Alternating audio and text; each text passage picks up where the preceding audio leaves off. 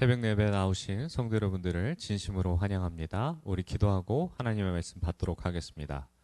사랑과 은혜가 풍성하신 하나님 아버지, 오늘도 새벽을 깨우며 주 앞에 나옵니다. 하나님 말씀을 듣고 믿음으로 바로 서는 시간 되게 하여 주옵시고, 하루의 삶 가운데 오직 주님만을 바라보며 다시 한번 우리의 심령이 회복되는 놀라운 은혜를 경험할 수 있도록 인도하여 주옵소서. 나아갈 바를 알게 하시고 주님 뜻에, 주님의 말씀에 합당한 삶을 살아가도록 주님 인도하여 주시옵소서. 예수님의 이름으로 기도드립니다. 아멘. 오늘 우리에게 주신 말씀은 예레미야 38장 1절부터 13절의 말씀입니다. 예레미야 38장 1절부터 13절의 말씀입니다. 우리 다 찾으신 줄 알고 함께 읽도록 하겠습니다. 마떼의 아들 스바냐와 바수르의 아들 그다랴와 셀레마의 아들 유갈과 말리아의 아들 바수울이 예레미야가 모든 백성에게 이르는 말을 들은즉 이르기를, 여호와께서 이와 같이 말씀하시되 이 성에 머무는 자는 칼과 기근과 전염병에 죽으리라.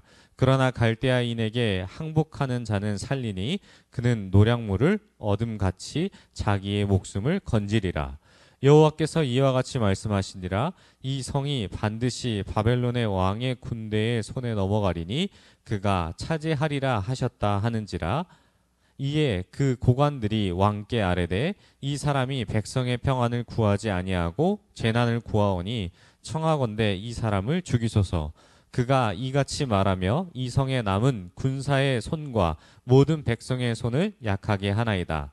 시드기야 왕이 이르되 보라, 그가 너희 손 안에 있느니라. 왕은 조금도 너희를 거스를 수 없느니라 하는지라. 그들이 예레미야를 끌어다가 감옥 뜰에 있는 왕의 아들 말기야의 구덩이에 던져 넣을 때에 예레미야를 줄로 달아내렸는데 그 구덩이에는 물이 없고 진창뿐이므로 예레미야가 진창 속에 빠졌더라. 왕궁 내시 구스인 에베멜렉이 그들이 예레미야를 구덩이에 던져 넣었음을 들으니라. 그때의 왕이 베냐민 문에 앉았더니 에베멜렉이 왕궁에서 나와 왕께 아뢰어 이르되 내 주 왕이여, 저 사람들이 선지자 예레미야에게 행한 모든 일을 악하니이다. 성 중에 떡이 떨어졌거늘 그들이 그를 구덩이에 던져 넣었으니 그가 거기에서 굶어 죽으리이다 하니, 왕이 구스 사람 에베멜렉에 명령하여 이르기되 너는 여기서 30명을 데리고 가서 선지자 예레미야가 죽기 전에 그를 구덩이에서 끌어내라. 에베멜렉이 사람들을 데리고 왕궁 곳간 및 방에 들어가서 거기에서 헝겊과 낡은 옷을 가져다가 그것을 구덩이에 있는 예레미야에게 밧줄로 내리며, 구스인 에베멜렉이 예레미야에게 이르되 당신은 이 헝겊과 낡은 옷을 당신의 겨드랑이에 대고 줄을 그 아래를 대시오. 예레미야가 그대로 하매 그들이 줄로 예레미야를 구덩이에서 끌어낸지라. 예레미야가 시위대 뜰에 머무느니라. 아멘. 고난 속에서도 빛나는 믿음이란 제목으로 하나님의 은혜를 함께 나누도록 하겠습니다. 종교개혁자 마틴 루터에 대해 들어보신 일이 있습니까? 종교개혁에 앞서서 마틴 루터를 빼놓고 이야기할 수 없을 것 같습니다. 95개 주의 반박문을 온 세상에 선포하기 시작하면서 루터는 수많은 어려움 가운데 나타나게 됩니다. 하지만 그 가운데 하나님의 인도하심이 있었다는 사실을 많은 사람들은 잘 알지고 있지 못합니다. 1521년 보름스 제국회의에서 자신의 신념을 철회할 것을 요구받았지만 신앙의 이유로, 믿음의 이유로 루터는 이것을 거부하였고, 제국 금제에 처해져 누구든지 루터를 죽이거나 상해할 수 있는 상황 가운데 처벌을 받지 않아도 되는 상황인데 하나님께서는 루터를 보호하셨습니다. 뿐만 아니라 여러 번의 암살에 대한 시도가 많았지만 결국 하나님의 뜻 가운데 죽지 않았고 하나님은 그의 생명을 보호하셨습니다. 이처럼 하나님께서 사용하고자 하시는 사람은 어떤 순간에도 그 사명을 다하기까지 생명을 지키십니다. 현대에서 대표적인 예가 바로 루터이며 성경에서는 너무나도 많습니다. 그중 오늘 본문에서도 나타난 예레미야도 마찬가지입니다.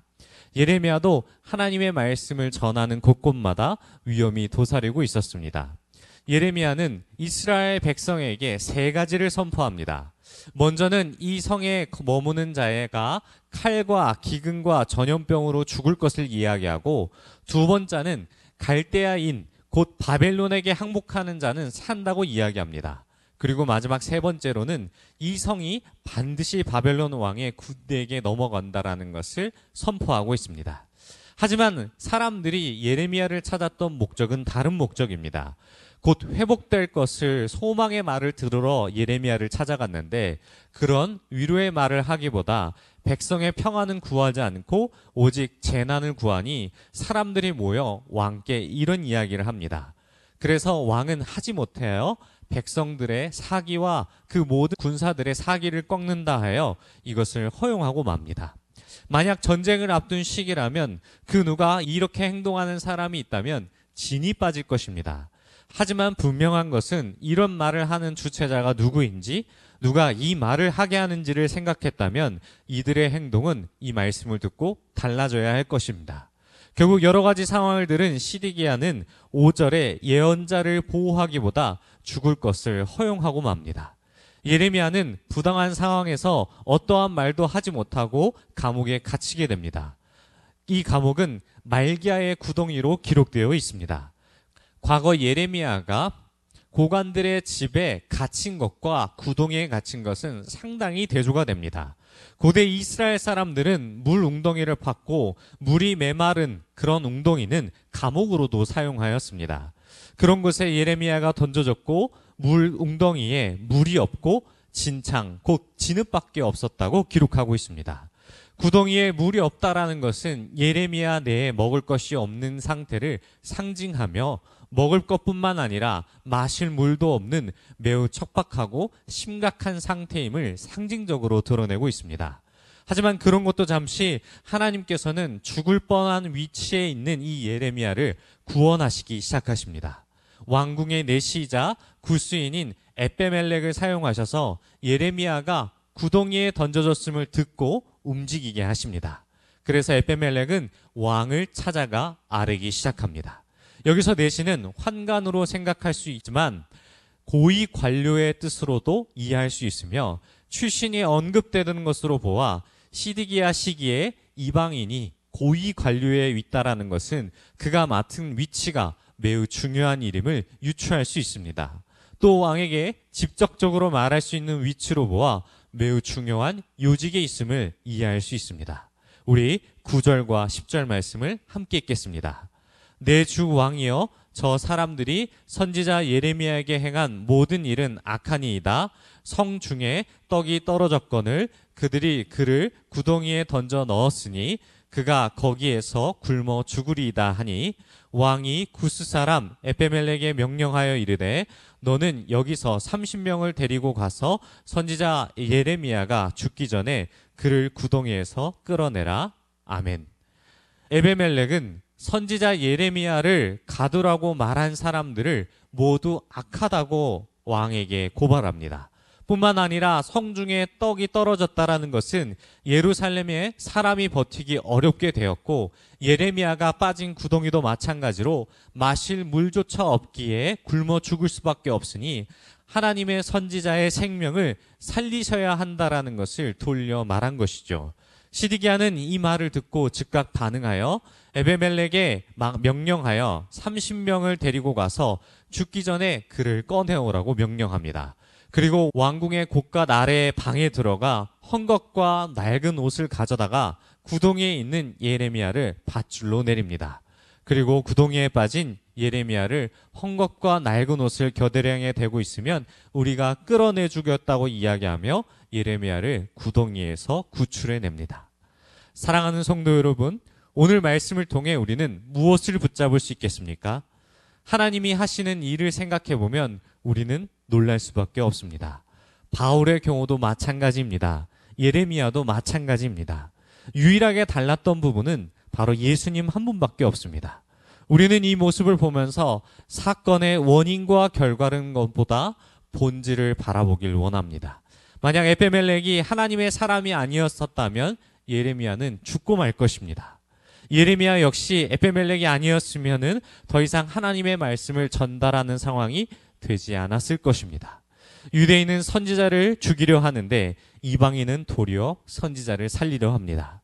우리도 이와 같은 모습이 있습니다. 그 어떤 경우에도 원인과 결과를 바라보면서 인과관계에 빠져 있는 우리를 보게 됩니다.